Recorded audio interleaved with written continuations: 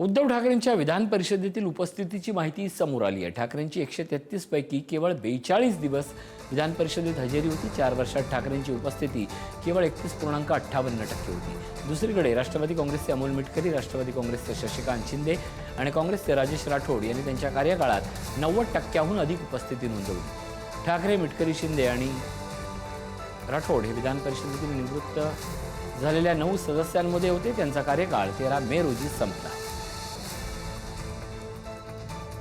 आमचे प्रतिनिधी पद्मेश आपल्यासोबत जोडले जातात। पद्मेश, आपण पाहतोय 4 वर्षात ठाकरेंची उपस्थिती केवळ 31.58% आहे। काय आणखीन अपडेट आहे?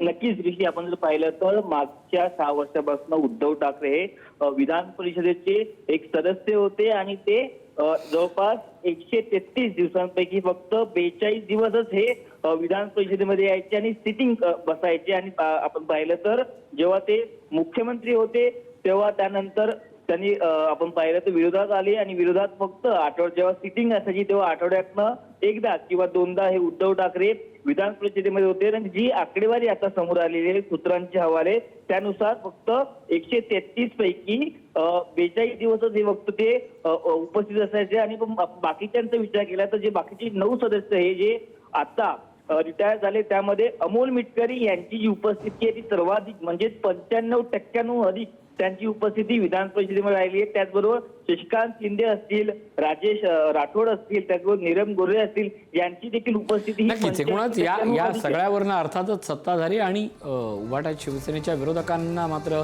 आयत्या कोलीत मिळाले एवढं मात्र नक्की। धन्यवाद पद्मेश या अपडेटबद्दल।